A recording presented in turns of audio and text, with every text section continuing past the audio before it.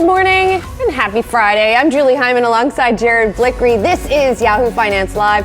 Let's get right to the three things you need to know to start off your morning. First thing you need to know, inflation coming in hot, hotter than expected. The core personal consumption expenditure, the Fed's most important inflation indicator, rose 0.6% in January. That's higher than the 0.4% that economists were expecting. It's also the biggest rise since June.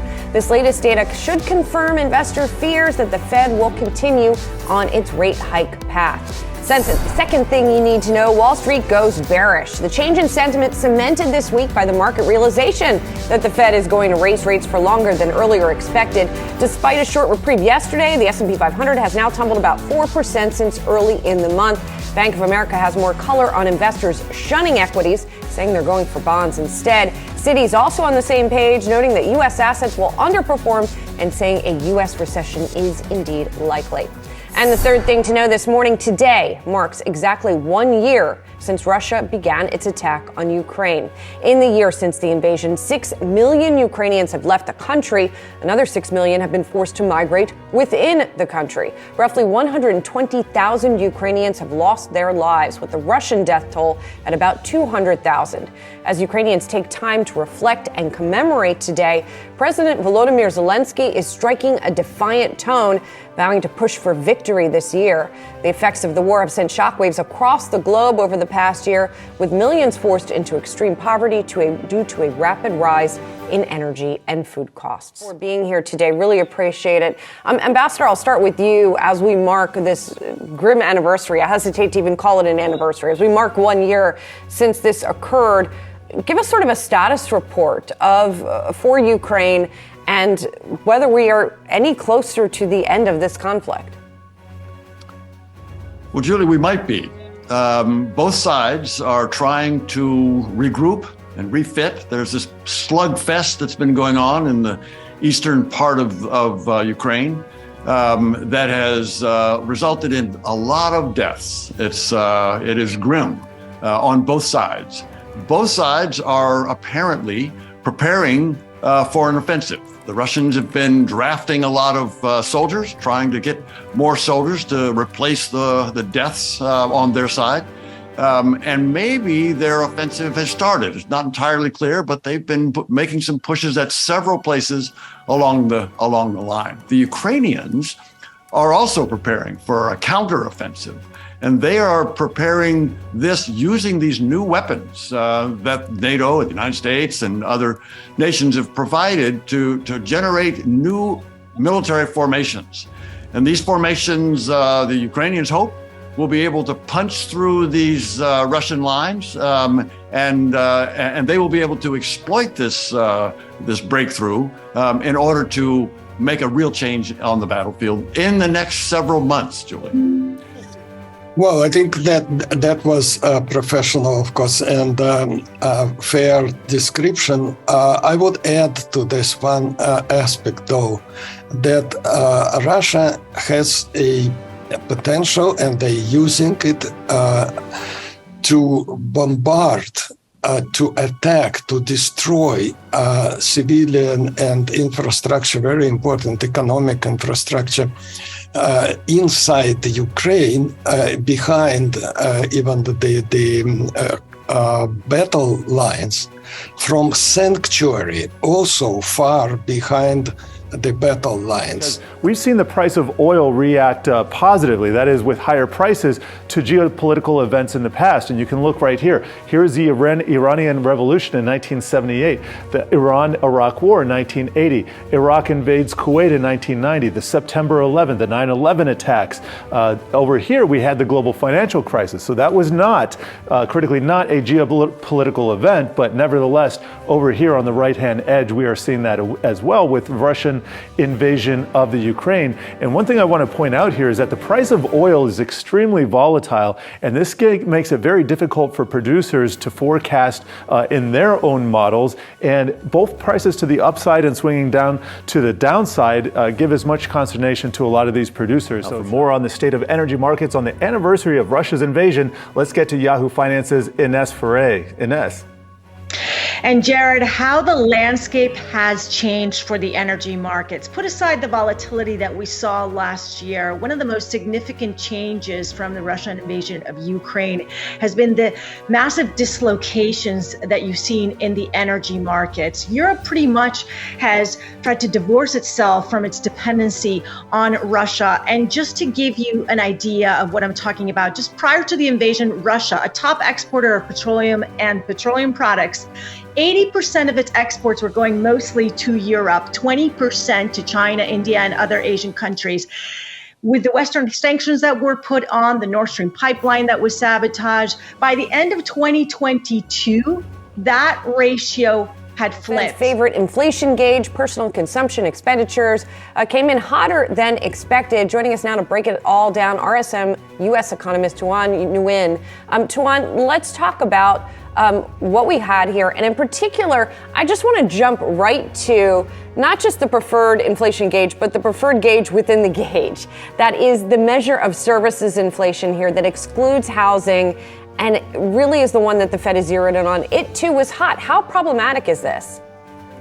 Good morning. It's great to be on the show. Today's data really shows that both prices and spending were robust in January. And when you have rising prices and rising spending volume at the same time, that means there's an increase in spending demand. And obviously, that should not give the Federal Reserve or market participant any relief, as the Federal Reserve is trying to tame overall demand. The stock market is in a protracted bear market. Inflation is going to be reluctant to come down. The CPI is such a strange construct because it doesn't really apply to real life. Who buys a new car every month? Historically, when you get more than a 50 basis point rise in the unemployment rate, you've never avoided a recession. So the Fed themselves are sort of predicting a recession themselves. What do you think is the biggest risk to investors looking out over the next few months? Ukraine war is a problem for the future because we're depleting our munitions and we're wasting money on it, which is just another piece of the whole budget problem.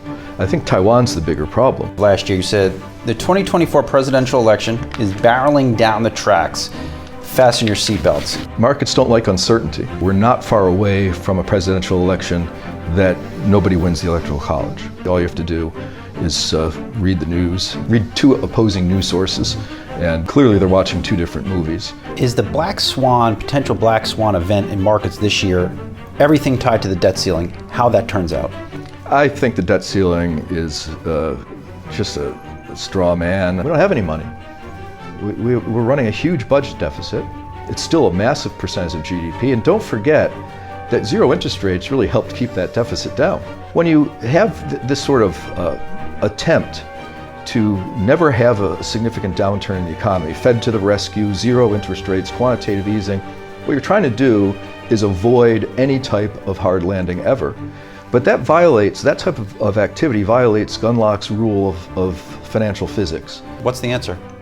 The answer is you have to raise the age on these entitlements. People don't need to retire at 65. They don't need to get entitlements at 65. They should needs test them. And at least that would stop the balloon from getting blown up bigger to the point where it's going to explode. Now, I'm not saying that means you should go out and buy Apple. It means you should have gone out and bought Apple in 2016. But, my day-to-day job now is about preserving wealth for clients. That's, my clients are like over 60 and retired. But if you want to create a lot of wealth, you've got to find good companies and you've got to hold them. He paid $11 million for Washington Post and blew it out for like over $1 billion many years later. He bought Coca-Cola once, back in 1988 after the '87 crash. And just think about this. He gets $750 million worth of dividends every year from Coca-Cola, and he's up 20 times on it. So when you're looking at these big concentrated positions, that's just a outgrowth of where his confidence is, where he thinks money should be allocated, and that's what he's all about. And I think it tells you that he feels that he wants to have that money in Apple, but also he's had other big winners where he'll go to sell it. And I'm always looking at when he's going to sell and what he buys with it. He bought Gillette back in the 80s, became Procter & Gamble, and it was this huge position that he had, and he blew it all out to buy other stuff. Thank you so much for being here. This is timely. We were talking earlier today about some data showing that indeed we've seen big inflows into bonds and bond funds this year. Right. I mean, I guess we pretty much all know what's driving it, right? That people see that rates are going higher. They're finally earning something on their fixed income investments, right? Is that what's going on? No, I think you have a few different things going on. I think that is very much true. And I think given all of the changes in the bond market last year and the declines that we saw in the bond market, what's also happened is that it's a resetting of rates. And for people who are looking at their 60-40 portfolios, they're rethinking what goes into the 40. And I think Rick Reeder was on your show a couple weeks ago, and he talked about it as being a nirvana for fixed income investing. And the Fed has no reason to cut rates. A hard landing, what is it? Well, this is where a recession takes place, where the Fed tightens so much that it creates a recession. A soft landing, this is where inflation is tamed, it is coming down, but perhaps not as many people need to lose their jobs as expected. A no landing is where the economy continues to grow, but inflation is not tamed the way the Fed wants it to be. No landing is the new buzz phrase. Do you see a no landing scenario playing out in the economy? It's a great expression that we've coined recently. Here's what I think the problem is with that. Inflation that stays elevated, it's problematic and unacceptable for the Fed. Higher inflation for longer is not necessarily consistent with a no landing. What does that mean economically speaking? If you're talking about what it means to the average person, it's a good thing because that means we're not going to get the recession that everyone's been scared about. The economy is more resilient, and that means that we've got more room to grow going forward. There's plenty of technical reasons why this market's rallying, but it's really all about the less bad fundamentals. How should investors be positioned for that type of scenario? What a lot of advisors are saying is don't operate on your stomach, make sure you're allocated. The big thing is be diversified. We've had a home country bias and we've had way more invested in the S&P 500 than should be from a diversification standpoint. CEO of Hostess. You don't want to miss that. Jared, thanks for hanging out with me. Thank you. Have a great weekend, everybody.